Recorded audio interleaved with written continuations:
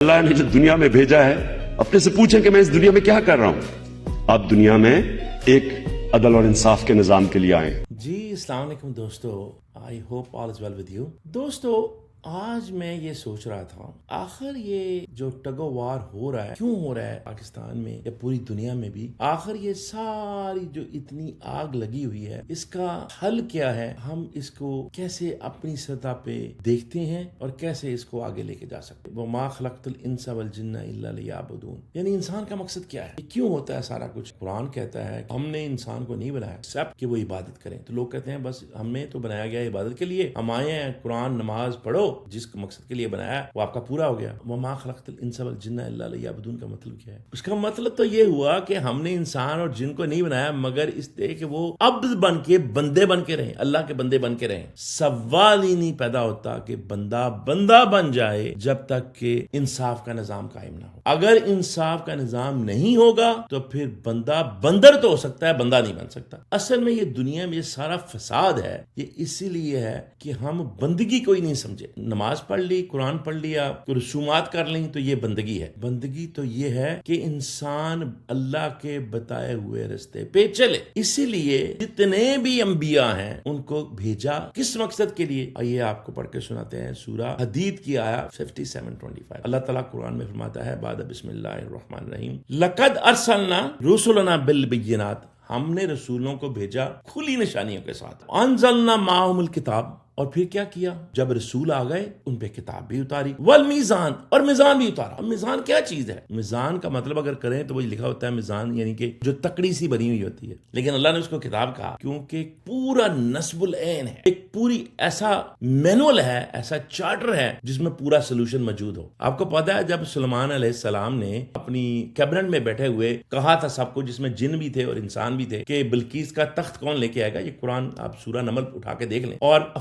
जो कि एक जिन था, ये कुरान में है, उसने कहा कि मैं आपकी महफिल के बर्खास्त होने से पहले ले आऊंगा, मीटिंग खत्म होने से पहले। कुछ घंटों का काम था। और फिर एक अल्लाह का बंदा जो था, ये गौर करें बंदा, और अल्लाह जब किसी पे बहुत खुश होता है ना तो उसको अपना बंदा कहता है। वो जो फिर मूसा को भी कहा अब्दन मिन इबादिना, वो हमारा एक बंदा मिलेगा हमारे बंदों में से तुम्हें, वल्लमनाहु मिन लदुन्ना इल्मा, और जिसको हमने बड़ा कोई खास इल्म दिया हुआ है जो मूसा तुम्हें नहीं दिया। तो वो जो बंदा था अल्लाह का, उसको किताब का इल्म था। किताब के इल्म से उसने कहा कि मैं आपकी आंख झपकने से पहले उसको यहां हाजिर कर दूंगा। आपको पता है साइंस की इजादात में अभी तक ये नहीं हो सका कि आप किसी चीज को टेलीपोर्ट इतनी जल्दी, ये विजन है टेलीपोर्ट करने की, और मेरा ईमान यह है कि ये होगा भी। ये उस वक्त तक खत्म नहीं होगी दुनिया जब तक ये सारी प्रोफेसीज पूरी नहीं हो जाती। ये होगा क्योंकि ये किताब का इल्म है जो अल्लाह ने दिया है, जो इस वक्त साइंस की सूरत में हमें जाहिर हो रहा है। पहले यह था कि अल्लाह अंबिया के जरिए अपने बंदों के जरिए वो जाहिर करता था, और अब रसूल अकरम आखिरी नबी तो आखिरी नबी ही इसलिए हैं, उनके जरिए ये सारा इल्म उतार दिया गया है। जो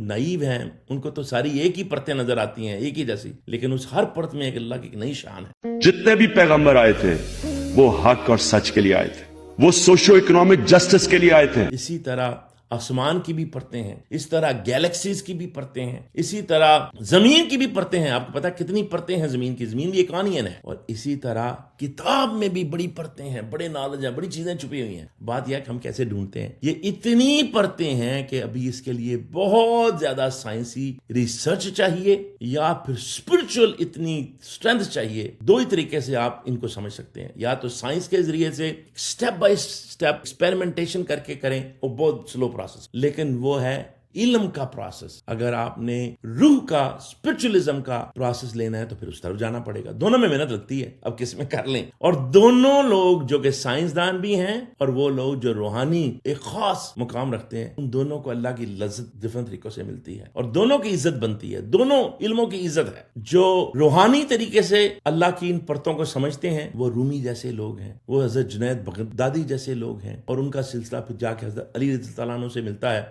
और वो इसलिए तो कहा अना मदीनतुल इल्म व अली बाबुहा, यानी मैं शहर हूं इल्म का, रसूल अकरम ने फरमाया, और अली उसका दरवाजा है। और इसलिए आपको पता है कि अली रज़ी अल्लाह को अल्लाह ताला ने कितने कितने इल्म दिए थे। अगर आप रूहानियत पे तवज्जो दे आज भी तो आपको वहां से भी नॉलेज मिल जाएगा। लेकिन नॉलेज है, बुक्स हैं, वो उसी किताब जो कि अल किताब है, जो कुरान है, उसकी मंबे से, उसी से लहरें निकल रही हैं। ये एक बहुत बड़ा समंदर है जिसमें फिर डिफरेंट किस्म की नहरें और आबशार और डिफरेंट नदी नाले हर चीज निकलती है। अब आप पे डिपेंड करता है ہے کہ آپ اس کو لیتے کیسے ہیں. تو کیا فرمایا ہم نے رسولوں کو بھیجا کس لیے؟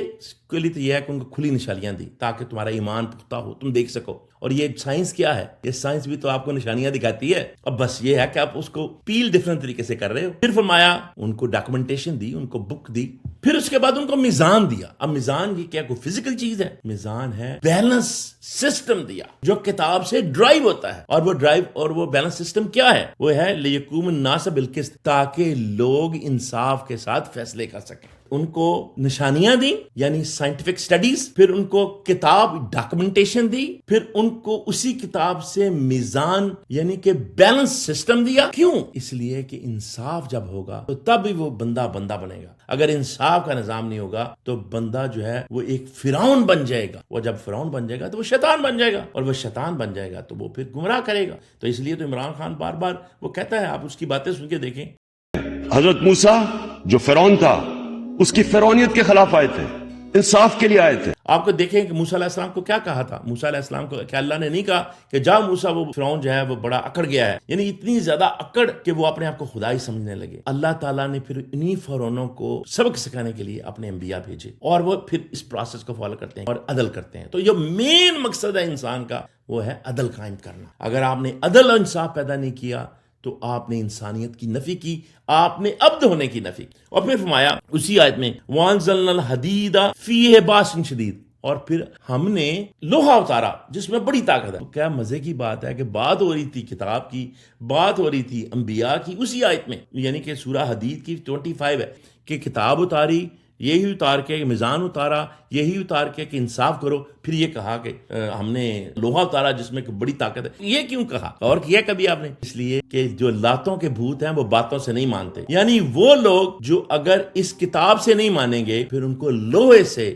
جکڑا جائے گا. لوہے سے کیا بنتا ہے؟ لوہے سے تلوار نہیں بنتی، بندوق نہیں بنتی. لوہے سے کیا میزائل نہیں بنتا. لوہا دیا تمہیں تاکہ تم ان ظالموں کو، ان اپریسرز کو سبق سکھاؤ، جو کہ ایران اس وقت سکھا رہا ہے. ہمارے پاس بھی بڑا لوہا ہے، ہم نے بھی اس لوہے کے بڑے اوزار بنائے ہوئے ہیں، لیکن ہم اس اوزاروں کو نمائش کے علاوہ کسی کام کے نہیں ہے. اللہ تعالیٰ فرما رہے ہیں کہ ہم نے تو وہ اس میں لوگوں کے لیے نفع بھی ہے، اس میں پوری اکانومی چلتی ہے لوہے کے ذریعے، اور اسی کے ذریعے ظالموں کو سبق بھی سکھایا جاتا ہے. کتاب اتاری، علم اتارا، میزان اتارا، انصاف ڈالا، حدید اتارا. کیوں کیا یہ سارا کچھ؟ اس لیے وَلِيَعْلَمَ اللَّهُ مَنْ يَنْصُرُهُ وَرُسُلُهُ بِالْغَيْبِ، تاکہ لوگوں کو کلیئر ہو جائے. اللہ کو نہیں، اللہ کو تو کلیئر ہے، تاکہ لوگوں کو کلیئر ہو جائے کہ کون اللہ اور اس کے رسول کی غیب پہ یقین رکھتے ہوئے اس کی مدد کرتا ہے. اور پھر آگے فرما دیا تھا کہ تم یہ نہ رہو کہ اللہ کو تمہاری بڑی ضرورت ہے. فرمایا ان اللہ قوی شدید، نو ڈاؤٹ اللہ تو قوی ہے اور بڑا مختار ہے، بڑا شدید ہے. اس کو ضرورت نہیں ہے تمہاری، یہ صرف تمہیں اس کی ضرورت ہے. اور یہی طریقہ ہے جس طریقے سے تمہیں انسان بنایا، پھر مین مقصد دیا، اور مین مقصد ہے بندہ بننا. اور بندہ کیسے بنے گا؟ انصاف سے. اگر آپ نے انصاف کا نظام قائم نہیں کیا تو پھر آپ حیوان تو ہو سکتے ہیں، انسان نہیں ہو سکتے. لیکن عوام کی ذمہ داری کیا تھی کہ تم اچھائی کے ساتھ کھڑے ہوگے اور برائی کے خلاف جہاد کرو گے. اور یہی بات عمران خان کو سمجھ آئی تھی کہ انصاف کا نظام جہاں نہیں ہوگا وہاں کبھی بھی کوئی ترقی نہیں ہو سکتی، وہاں اکانومی ڈیولپ نہیں ہو سکتی، وہاں اخلاقی قدریں ڈیولپ نہیں ہو سکتی. کیونکہ انصاف نہیں تو موریلٹی نہیں، اخلاق نہیں. اگر انصاف نہیں تو اخلاق نہیں، اگر اخلاق نہیں تو اکانومی نہیں. تو اگر آپ یہ چاہتے ہیں کہ آپ اس ملک میں انصاف پیدا کر لیں تو ضروری ہے کہ آپ کو موریلٹی پہ کام کرنا چاہیے. اب بات یہ ہے کہ ہم اخلاقیات پہ کام نہیں کرتے. ہم یہ نہیں سوچتے کہ ہم اپنے آپ کو ٹھیک کریں، ہم ہر کسی کو ٹھیک کرنے کی کوشش کرتے ہیں، اور ہم یہ کہتے ہیں کہ یہ غلط ہے وہ غلط ہے. لیکن جب تک ہم اپنے آپ پہ کام نہیں کریں گے اس وقت تک نہ تو ہم خود ٹھیک ہوں گے، نہ ہمارا ارد گرد ٹھیک ہوگا، اور نہ ہم کسی ظالم کے خلاف کھڑے ہو سکتے ہیں. رائے حق کے لیے ظالم کے سامنے اب سر نہیں جھکاتے، سر کٹوا سکتے ہیں، جھکاتے نہیں ہیں. اگر ظالم کے خلاف کھڑے ہونا ہے تو اپنا اخلاقیات کے ساتھ انصاف کا نظام پیدا کریں اور اس کے لیے کھڑے ہوں، ورنہ پھر نہ تو آپ خود ٹھیک ہو سکیں گے، نہ آپ کا ارد گرد ٹھیک ہو سکے گا، اور نہ آپ کی اکانومی ڈیولپ ہو سکے گی. تو پوری دنیا میں ہم دھکے ہی کھاتے رہیں گے، اور بیچارہ عمران خان بھی اس طرح جیل میں پڑا رہے گا. اور صرف ایک عمران خان نہیں، انفارچونیٹلی جو ہے وہ ظالم اسی طرح کے عمران خان کو مارتا رہے گا. اس لیے ضروری ہے کہ ہم یہ سمجھیں کہ جیسے امام حسین علیہ السلام کھڑے ہوئے تھے تو کوفہ والے بعد میں پچھتائے، کیا ہم بھی نہ پچھتائیں؟ اللہ تعالیٰ ہمیں جلد سمجھ دے، عقل دے اور انصاف پہ کھڑا ہونے کی طاقت دے اور ہمت دے۔ اللہ تعالیٰ آپ کا سب کا حامی ناصر ہو۔ Thank you. میں اللہ کو یہ کم از کم کہہ سکوں گا کہ میں نے اپنی قوم کو ان کے حقوق کے لیے جگانے کی پوری کوشش کی۔